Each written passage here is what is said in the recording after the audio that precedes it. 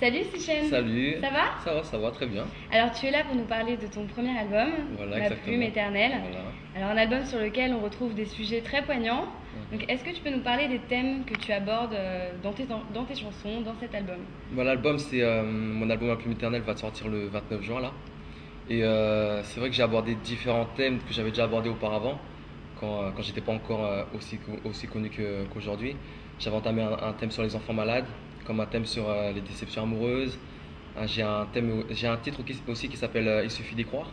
C'est où j'adresse un message d'espoir en fait à toutes les personnes qui au jour d'aujourd'hui galèrent, comme moi j'ai galéré pendant les 3 ans devant ma webcam, avec mes écouteurs de iPod et mon petit micro de mécène. J'ai aussi un titre que j'aime beaucoup sur mon album qui s'appelle Ma blessure, qu'on connaît aussi d'auparavant d'un autre nom, c'était Tu me manques, Gisèle, un titre qui est adressé à ma soeur décédée à la naissance. Et voilà, donc c'est vraiment des thèmes très très larges, très vastes et très variés. Et c'est ça aussi que j'ai tenu à faire dans cet album, pas faire un album R&B trop long en fait, qu'on assimile pas le R&B Le directement avec R&B l'amour, lover, ouais. qu'on sache aussi que dans le R&B on peut aborder différents thèmes, des thèmes qui n'ont pas forcément été abordés auparavant mais qu'on peut aborder maintenant au jour d'aujourd'hui tout simplement. Alors la première chanson que tu as sortie, donc L'absence de ta présence. Oui. Donc c'est une très belle chanson d'amour pour ceux qui ne la C'est connaissent pas. gentil, merci. Alors est-ce que justement c'est une histoire vécue cette chanson? Ouais, c'est une histoire vécue et je pense que c'est pour ça que les gens même le ressentent quand ils l'écoutent. C'est c'est une histoire qui m'a beaucoup touché et c'est pour ça que j'ai décidé de la retranscrire même à travers un texte que j'avais écrit. Et j'étais resté, pour raconter brièvement, j'étais resté pas mal de temps avec une certaine personne. Et j'ai eu une déception amoureuse sur le fait que, comme tout jeune, bah, elle est partie voir ailleurs. Et le fait que, avec la musique, j'étais pas tout le temps assez présent. Et elle le ressentait mal et au final, elle est partie voir ailleurs. Et ça m'a vraiment affecté. J'étais encore assez jeune, donc c'est vrai que quand on est jeune, adolescent, etc., qu'on tombe amoureux d'une fille et tout, et qu'on est déçu amoureusement parlant, bah, moi, je me réfugie en fait dans mes textes et j'ai décidé d'écrire justement cette chanson-là. Et ton deuxième single, donc ça va être Ma plume. Ma plume, en featuring avec Tito Prince. Voilà, alors justement, comment s'est passée cette collaboration artistique? Bah écoutez, Tito Prince, en fait, lorsqu'on a créé ce titre, on cherchait un rappeur pour un featuring, que ce soit un rappeur ou une chanteuse ou quoi que ce soit. Et mes producteurs, Didier Thillot et Jean Vallone, ont proposé ce rappeur justement, un jeune rappeur du 91. Et ils m'ont dit, tiens écoute, il y a Tito Prince, jeune rappeur et tout, il a un bon flow, dis-moi ce que t'en penses. J'ai écouté, je suis allé sur le MySpace et j'ai tout de suite accroché. Donc direct, moi j'ai validé, j'ai fait bah écoutez moi j'ai kiffé son flow, je pense que ça pourrait bien le faire, on peut essayer. Donc il a fait le déplacement en Suisse, on s'est rencontrés, il y a eu un bon feeling qui est passé, etc. Une bonne discussion et puis il a posé son texte et c'était 10-10. On a bien accroché, puis bah, ensuite est venu l'enregistrement, le clip et voilà. Alors on te présente comme le nouvel Usher, le Mhm. petit Chris Brown, Mhm. parce que tu allies des chorégraphies un peu surprenantes avec une voix suave, des chansons R&B. Alors justement, d'où viennent tes influences artistiques? Bah, moi, mes influences artistiques quand j'étais petit, mon modèle c'était Usher, que ce soit au niveau du stylisme, Usher, ouais, des petits pas. c'était Non, énorme. c'était voilà, moi Usher c'était mon modèle. C'était vraiment mon modèle. Quand j'ai commencé vraiment le R&B, c'était la personne que vraiment j'adorais musicalement parlant et même en danse, etc. Et depuis, c'est vrai que quand j'ai rencontré mon équipe de production, ils ont vraiment élargi ma culture musicale. C'est-à-dire que depuis, je connais des artistes, des anciens artistes qui ont fait de la soul, etc. Et c'est pour ça que même maintenant, au fur et à mesure du temps dans mes textes, je deviens beaucoup plus mature dans la façon de poser, comme dans la façon d'écrire, etc. C'est vrai que mes producteurs m'ont parlé d'anciens artistes comme Marvin Gaye ou Sam Cooke. Une chanson que avant je connaissais pas et que je connais maintenant, c'est A Change Is Gonna Come, que Seal a repris justement. Mhm. Une chanson que j'adore maintenant, que j'arrête pas d'écouter en boucle, mais qu'avant je connaissais même pas. Et c'est vrai qu'à force d'écouter ces artistes-là qui ont vraiment marqué l'histoire du R&B, bah, c'est ça qui m'a vraiment motivé, qui me booste maintenant à écrire des textes encore beaucoup plus matures et à foncer vraiment dedans, quoi. Et tes projets, donc alors là, tu as ton album qui sort le Mhm. 18? Le 18 Non, juin? 29 juin. Le 29 juin. Oui, 29 juin. Donc ton album sort le 29 juin. Mhm. Et c'est quoi tes projets pour cette année 2009? Bah écoutez, pour le moment j'ai hâte déjà que mon album est sorti. C'est cet album-là, ça va faire un an maintenant qu'il a été fait. C'est vraiment mon petit bébé. C'est la consécration non seulement de toute cette année de travail-là que j'ai fait avec mes producteurs et des 3 ans que j'ai fait aussi en amont, où j'étais devant ma webcam, comme je l'ai dit, avec mes écouteurs de iPod, mon petit micro des mécènes. C'est une sorte de revanche pour toutes les personnes qui me disaient que j'allais faire quelque chose de ma vie, que c'était juste une petite passion, que ça ne servait à rien de vraiment foncer dedans, quoi. Et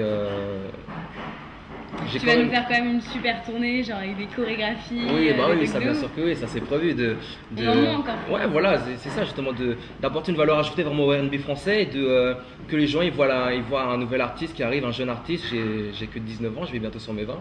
Un jeune artiste qui a envie de faire quelque chose, qui montre, qui kiffe sa passion, il kiffe la musique, il kiffe la danse, et kiffe la scène et partager vraiment toutes ses émotions, tout ce qu'il a envie de faire avec son public tout simplement. Vraiment toujours près du peuple, et ça c'est toujours une politique que j'ai gardée depuis très longtemps.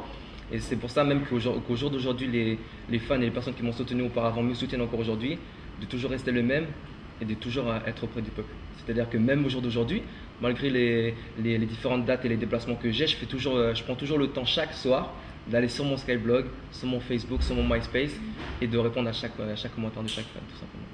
Alors justement, nous on est donc sur casting.fr, on a une grande communauté d'artistes en ligne donc qui rêvent de devenir des artistes confirmés. Toi qui as été découvert donc sur la toile, en postant tes vidéos sur YouTube, sur ton MySpace, quel conseil justement tu pourrais donner à ces jeunes artistes amateurs en ligne qui rêvent de devenir des artistes confirmés? Le conseil que je leur donnerais, c'est de ne pas être trop pressé. En étant trop pressé, on va bâcler les choses et on ne va pas les faire correctement. C'est-à-dire que pas se fixer un but pour dire moi je veux devenir une grande star, moi non. Moi-même quand j'ai commencé la musique, je ne me suis pas dit je veux devenir une star. Je dis juste je veux être un artiste reconnu pour ce que je fais et partager un maximum avec mon public que je vais conquérir au fur et à mesure. C'est-à-dire que moi je leur conseille vraiment de persévérer. S'ils ont vraiment du temps à consacrer, au lieu de que ce soit par exemple le soir avant avec mes potes, et le soir il m'appelait, il me fait Sichène, viens, on va en boîte et toi, viens, il y a une soirée et tout, viens. Je suis non, les gars, moi je reste chez moi, tranquille, je suis dans mon lit, j'ai mon texte, j'ai mon stylo et j'écris, voilà. J'écris.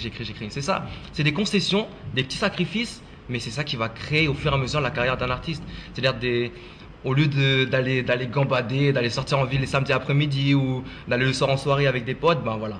Moi je restais chez moi, j'écrivais, je chantais, j'enregistrais, je faisais mes vidéos.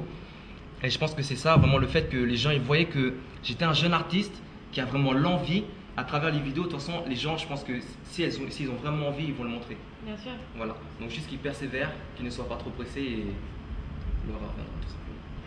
Alors Sichène, je crois qu'on a un ami à toi qui va nous rejoindre. Exactement. Alors, si je fais comme ça. Ah bah tiens, il est là. Alors, qui es-tu? Salut, voilà, je me présente, je m'appelle Ryan. Enchanté. Alias DJ Q-Store, aka Swagman. Yeah. Non, voilà, oui, carrément sur... Swagman, voilà, c'est tatoué sur les doigts, Swagman. Donc voilà quoi, je suis le pote à Sichène, un bon pote à moi. Donc voilà quoi, tout le temps le swag, on est là équipé. Donc voilà quoi, c'est quoi tes projets? Donc moi j'ai beaucoup de projets, bon je vais pas, je vais pas en parler, je vais juste faire une petite parenthèse. J'ai beaucoup de projets, donc voilà quoi, je préfère rien dire pour le moment. Ça va sortir comme ça. D'accord. Ok, donc on peut voir quelques petites vidéos de moi, DJ Q-Store, sur YouTube. C'est des petites vidéos où je m'affiche avec des billets tout le temps, j'adore ça, tout ce qui est frime, parce que moi je suis très frimeur. Donc voilà, mais sinon il n'y a pas de son qu'on peut télécharger, il n'y a rien. Donc je suis chanteur, rappeur, DJ, professionnel, donc j'ai fait une grande école de DJ, tout ça. Donc voilà quoi, ça va venir comme ça. Bah bientôt. Très bientôt. Donc voilà quoi, beaucoup de projets. Et voilà quoi. N'oubliez pas un truc, le 29 juin, le petit bébé. Sortie de l'album. Mon petit bébé, n'oubliez pas. Son petit bébé à lui. Exactement. Regarde, l'enceinte.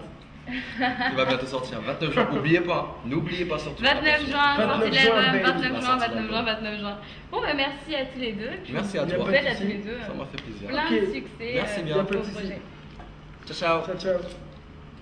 Donc je suis encore avec Sichène qui vient de me confier qu'il allait avoir besoin de danseurs, de comédiens, de modèles pour son prochain clip. Voilà, exactement. Tu me confirmes? Voilà.